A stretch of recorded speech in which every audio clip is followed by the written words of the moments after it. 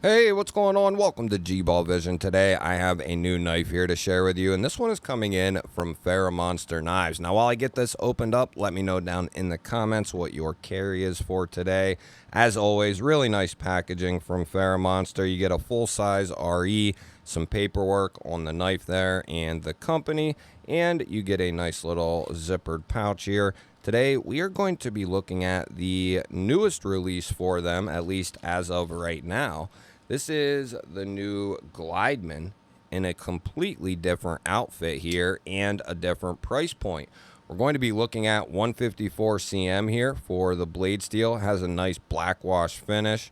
Could call that a modified Warncliffe or some sort of modified drop point even. Has a nice low tip to it. Going to be a great utility type of mid-size EDC. We have a cutout and a rear flipper for the deployment here, and that feels good. Doesn't feel neglected whatsoever. It has a nice snappy detent. The cutout feels good. I would say it's identical to the premium one, except this is going to have micarta instead of titanium, and then the blade steel will be M390 for the titanium variations, where this is 154. We do have a titanium backspacer here with an integrated lanyard hole, and then a wire deep carry clip here, and that is right hand carry only. We have good access there to the liner, and they put a chamfer on there as well, so it's nice and easy to get to. That has a snappy, beautiful detent. Closing action, really buttery smooth there. Around the pivot, we got a ceramic ball cage bearings in there, and then we have a ceramic detent ball as well. Let's get to the size check on this, because I think a lot of people will be interested in that. It's going to come in right at 3 inches from tip to the start of the scale. Now, where different, ordinances might check from tip to the start of the scale on the bottom, or the top, or the middle, or the furthest, I don't know how that's measured, but, most people measure from the tip to the start of the scale, and that would be 3 inches on this particular knife. So definitely going to have a question mark above it for people who have to deal with 3-inch and under laws. And then we are looking at 7 3/16 overall. And to put that in better perspective for you, we got the Spyderco Para 3 here and the Benchmade Bug Out. Going to be directly in line with something like the Spyderco Para 3 here. I mean, very, very similar in their ergonomics, their length. Going to be very comparable to something like that. And then in length, going to be pretty close to the Bug Out there as well. And two more, we got the Kaiser Drop Bear here up top, and we got the Vostede Raccoon here on the bottom. And here again, very much in line with something like the Drop Bear, although it will have a little bit taller handle in some cases, and probably a little bit thicker as well. This has, if you have a little bit larger hands, you like a mid-sized knife, this is going to have a good thickness to it. You can see there that the Drop Bear is a fairly thick knife, and this is going to be even thicker. Now, something like the Para 3, I think this has it as well. Yeah, by a lot. So this has a nice thick handle to it if you're someone who maybe has a larger hand, but you like a mid-sized knife. This would do the trick. With that full finger choil, I can get a full comfortable grip on this. Now, if I go down to just the handle only, I can get a squeezed 4-finger grip, but if I spread out, it's going to be much more like a 3.5 finger type of grip for me personally. But all hand sizes will certainly vary in that department, and of course what laws will allow. Now we'll swing over here to the pocket clip and see what this looks like in the pocket here. Check retention on that clip, and it's got good retention on the way in there. You'll have a little bit poking out of the pocket, about a 1/2 inch or so, and that'll give you a nice landing spot to grab a hold of this and pull it out of the pocket. And good retention there on that clip. Really good. Nice and strong. Looks like it'll have plenty of room in there too. That is recessed down into the scale.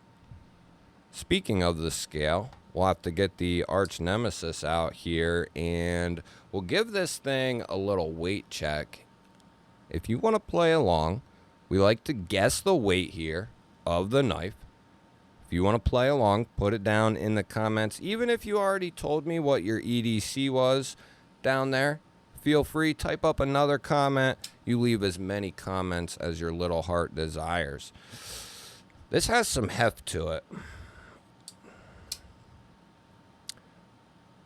I feel like it's up around like 4 ounces. 3 inches of blade. I bet this is up at like 4.1.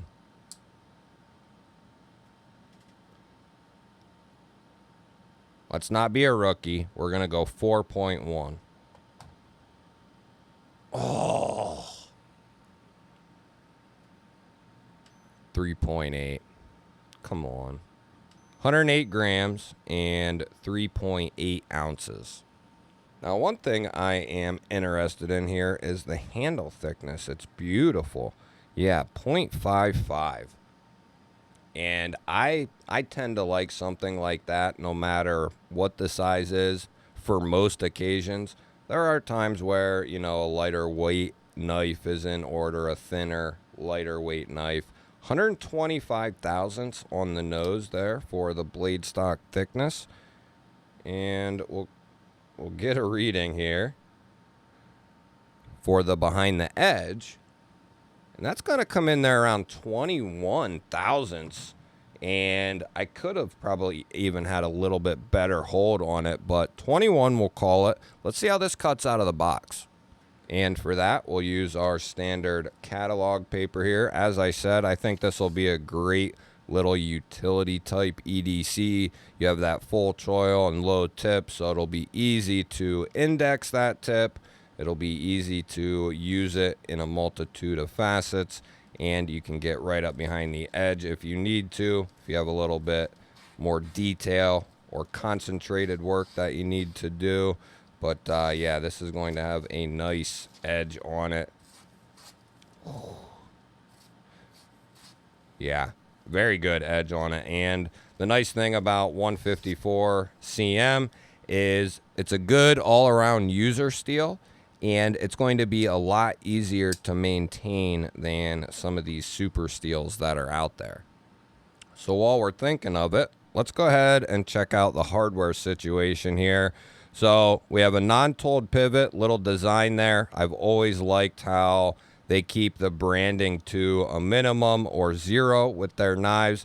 They do a good job not just blasting logos or their name all over the place. Just a little emblem there, something I definitely appreciate and have always appreciated.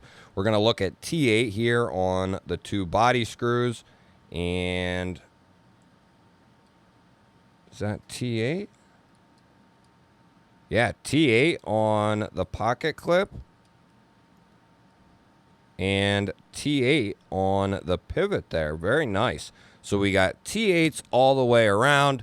We don't have left-hand carry, though, so some people will be disappointed about that. We are perfectly centered up there. The detent is money. The lockup feels good. Pivot feels good. This is kind of like a classy user gent knife is kind of what this one here reminds me of, with the dark micarta, the black wash. Just kind of reminds me of like a traditional gentleman user type knife here. That's what it reminds me of. It's comfortable. You got this little spoon area in here that'll really help you lock in. We're going to do one last thing here and see what this lockup is made of. And we'll introduce to the spine whacker. Now, of course, the older brother has already met the spine whacker, but we introduce all new knives to the spine whacker. And we're going to check this one, give it a couple of love taps here. Make sure it can survive a little bit of adversity, and we'll see what happens here. A couple of lighter taps to get us going out towards the tip. And very good. That's a lot of stress on that lock. And a couple of harder taps there in the middle. A little triple tap. And feels good. And it sounds really good. And keep in mind, that's a coated liner and a coated blade, which is awesome that they're getting a good, solid and clean lock up there, or a good, clean meeting surface for the lock face and the tang there to meet up and have a good, successful lockup. I have handled all of Ferramonster's knives, all of Wixco's knives, and I've had doubles of some, just varying ones, and not a single one has failed a lock test here, at least not here and not yet. So this one keeps things rolling along. I'm interested to hear from you. What do you think of the Glideman? If you want to check this out or anything else Ferramonster has to offer, I'll leave their website linked down below in the description and the pinned comment.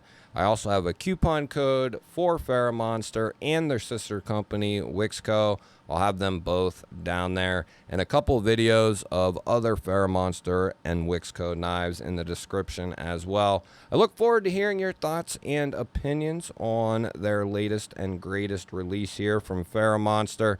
Don't forget to share this video with all your friends, all your family. They're definitely going to want to know about Ferramonster's latest release, the Glideman Micarta 154. Hit the thumbs up.